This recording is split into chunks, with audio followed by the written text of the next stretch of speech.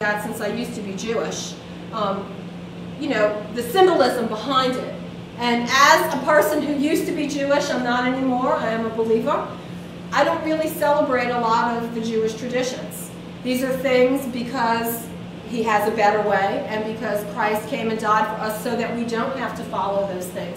But there are some beautiful symbolisms that can be found in the Passover that how you could ever be a Jewish person and not see that Jesus is the Christ would just really be amazing. You would really just have to be self-deceived.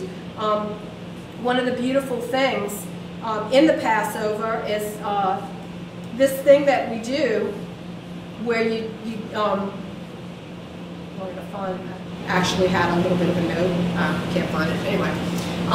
What you do is the matzah itself, which I don't have any matzah here with me tonight, but if you've ever seen it, it's kind of a big squarish cracker. That's how it's sold commercially. When it's made at home, it doesn't always come out perfectly square. Sometimes it's a little bit more round. We call those tom-toms. But when they're square, they always have stripes on them.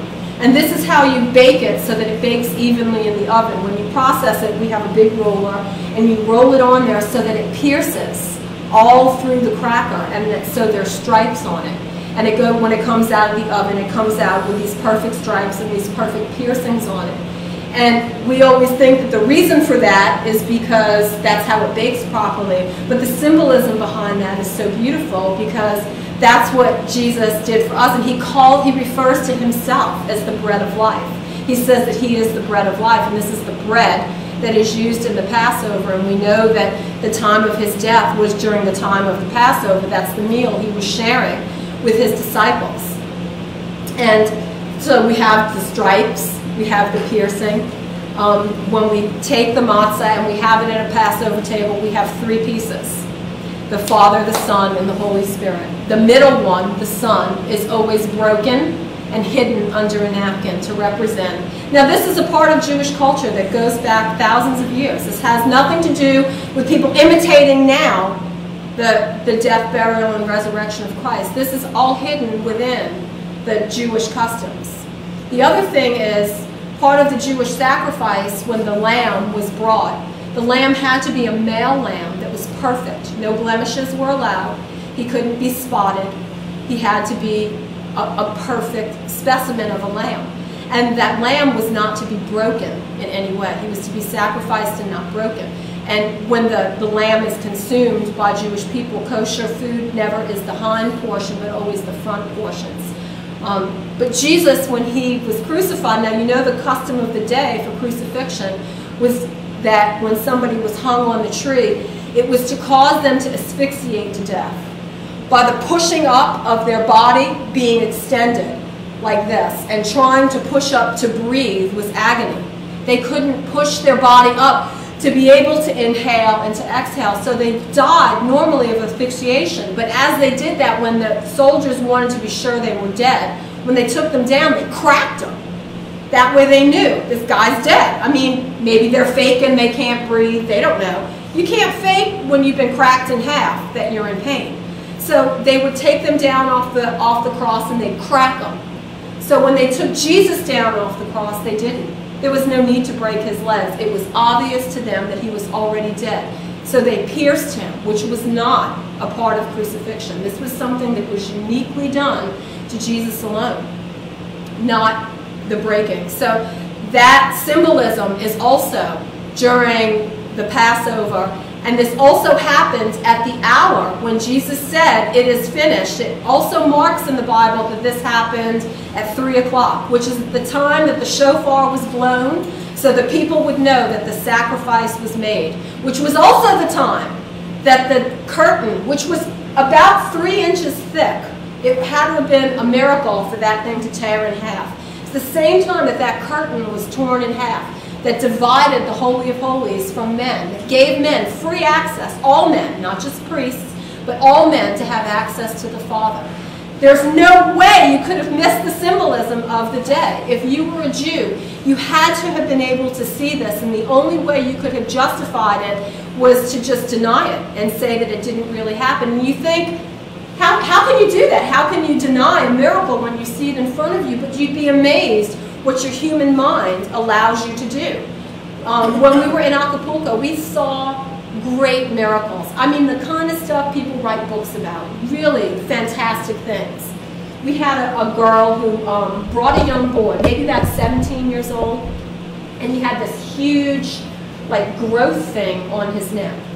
And where we lived in Acapulco, we didn't have the really good doctors and hospitals. You had to go to Mexico City for that. So he was scheduled to go to Mexico City to have this thing removed. And he was very, very frightened because he had people in his family who had died from cancer. And immediately you see something on your body and that's where your mind goes, cancer. So he's only 17, it's huge, it's ugly, he's frightened. It was like his last-ditch effort. You know, we don't know, he never said, look, I'm a believer. We didn't ask. We just had so much compassion on him. He came to the service, the girl brought him forward, his family was there. And I mean, you couldn't have dropped a pin in that church. Everybody was in prayer, begging the Lord, hoping that something would happen for this poor boy. 17, you know, just a kid. And Stephen laid his hands on that boy, and there's the hum of everyone praying in tongues. And when he took his hand off that neck, there was not a mark. It was a normal boy. There was not a thing wrong with him. And everyone was numb from it. Like you think, oh, you know, like what's going to happen? Everyone's like, did I see what I think I saw? No one's really sure all of a sudden. Was it what we thought it was or was it not? Not really know where to go with that. My next door neighbor, her name was Marcy, and she had like 3 kids, but you know, when somebody has 3 little kids, sometimes it seems like dozens. You know, they were always screaming and running around and doing stuff, and they were the same age as my boys. And they were Anglo kids too. So it was all these little white kids in the Mexican neighborhood. She was Mexican, she was from Guadalajara, but she was very, very light-skinned and her children were all blonde. It was odd. So everyone assumed they were all Stephen's kids, you know. Stephen's got all those kids, and we have to say, those are Marcy's, I'm not her maid, she's not his wife, where, you know, we would always have to justify our relationship. But anyway, we would always sit outside and have coffee together in the afternoon, and our kids would scream wild, bloody murder, and it was 10 minutes that we could let them scream outside and not have to hear them in the house. So Stephen came outside and he was joining us, and I went back in the house to refill our coffee cups, and as I did, Bernardo, her middle one, stepped on something that split the bottom of his foot open. And it was a tender little foot, you know, I mean, he was maybe the age Sarah Jane is now. And it just split the whole bottom of his foot open. I mean, there was blood everywhere, you know, and like feet really bleed. When they bleed, they really bleed. So there was this blood just oozing and gushing everywhere. And everyone had their doors open because it was hot where we lived. So everyone knew when something was going on, so everyone came out to see. And Stephen grabbed him up and he held him and he prayed. And there's blood all over the ground. I mean, on the earth, on the cement, it's everywhere. Everyone can see it. And when Stephen stopped praying and he took his hand away, there was nothing on that boy's foot. He wiped the blood away. We couldn't open that wound if we wanted to. There was nothing there. And we all thought, wow, what'll this do? Nothing. Nothing. It produced absolutely nothing. It was just the love of Jesus healing some people. We had another instance where a lady in our church who was like our big evangelist lady, like you couldn't get this woman to shut up. She would like go to the bus stop and she'd like be standing there. How you doing? You going to work? Yeah. Yeah, I'm just standing here. Yeah. What's your name? Yeah. Have you thought about like maybe if that bus came by and hit us, where would you go and spend eternity? Freak people out, you know, but it had this amazing effect on people, and, you know, people would always say, you know, gee, you know, I never really thought about it. Well, I can help. I happen to have the answer. I can go with you, in fact, because I'm not actually going anywhere. I can go with you and share on the way. And sometimes it was just wacky and didn't have any effect, but sometimes it did. I mean, she brought dozens of people to the Lord using her crazy Alicia method. And one day somebody came to her and they said, Miss Alicia, there's a man that lives up the hill, and he has this disgusting, smelly, gangrenous leg. And if you would just come pray for him, it would just really mean something to the family. So she said, sure, I can do that. That's not a problem. So they led her up the side of the hill, and I lived in a government housing project, but up the side of the hill was more where people who were squatting lived. So it's the kind of home that was constructed out of palm leaves. They take the palm leaves out, they build the house, and then on top of the palm leaves they put, you know, the material that milk cartons are made out of? It's cardboard, but it has like a wax over it. And when you put that against the palm leaves and you put mud on top of that, you actually have a pretty solid structure.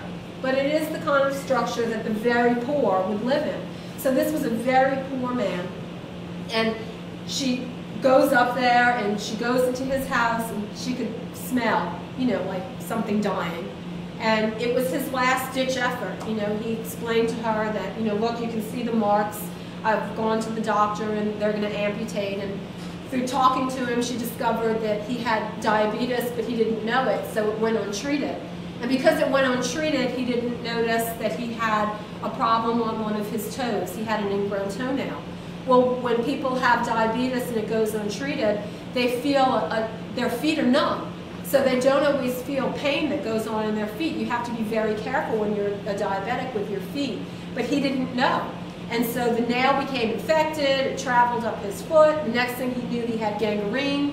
He had to wait his turn. We have a socialized system of medicine. He had to wait till it was his turn. By the time his turn came around, they were going to have to amputate. So they scheduled him. They told him he'd be going to Mexico City. The doctor showed him the point on his leg where it would be cut off. His family's devastated. This means he's not going to work anymore. This means, you know, how is anybody going to eat? You know, I mean, they're already poor. You know, what worse can happen to this family? So this is their last-ditch effort. We're going to call for the psycho-Christian healing lady to come and, you know, it'll be something. So she said, all right, you know, get everyone to come around, you know. And in a really poor neighborhood, you have a lot of people hanging around all the time. So it's very easy, that's my son. It's very easy for people to come and to see what it is that someone's talking about. It's the show. There's no other show on the block that day, so let's go see what crazy Alicia is going to preach. So people were all crowded in the house. The man's laying in his bed. People are sitting around. The door isn't a door. It's just a cloth hanging over, and so the cloth is pulled back so that people outside can see. And there's a mango tree, so it's a little bit shaded, and there's people all around the mango tree. We have a lot of mango trees in our family. And she begins to tell the gospel from beginning to end, all about the beautiful love of Jesus for everyone's life, and that he bore the stripes on his back so that we wouldn't have to endure sickness and disease, and that God is a mighty healer, and that when she lays her hands on this man, he is going to be healed. And in her mind, she's thinking, with all of these onlookers, all of these people, we're going to have revival in this place because, you know, they're watching, and this is going to be incredible. So she laid her hand on the man, and she prayed, and he started to scream. I feel pain in my leg. Now you understand, he didn't feel anything, it was dead. I feel pain in my leg. And she said, well, I think that's good. I think that's a good thing, you know. And he said, it's like stabbing me, little needles stabbing me all over. And people said, look, the color's changing. And the black disgustingness starts like fading, like disappearing into his leg. 3 days, she went back every day. On the third day, he met her at the door. He was standing up. And he was completely in his normal foot. It looked just like the other foot. It was a little bit swollen, but it was not, there was no blackness. The stink was gone. This man had a new leg. It was incredible. The whole neighborhood saw it. There was no getting around it. The doctor said, this is a hoax of some kind. I don't know what you did. Get out of here. You know, this is, you must, there's no money. You know, he was just trying to say, look what happened. And you know what he did? When Alicia went back to be able to invite the people and bring them to the church, she went back to find him. She went back to the house, and the house was closed up. So she asked the neighbors, what happened? They said, oh, they sold everything, and they're gone. What do you mean they're gone? They went to Guadalupe to go bring an offering to the Virgin. Oops. And she said, what? Say what? Yeah, because the healing, you know. So they went to go bring an offering to the Virgin. And you would think that this miracle would have changed people, but it didn't. It did not have the effect that people think. So it's not a shock that the Jews would see such an incredible thing before them and it not really mean anything. But you know what means something to people? I knew her or I knew him before they were a Christian, and they were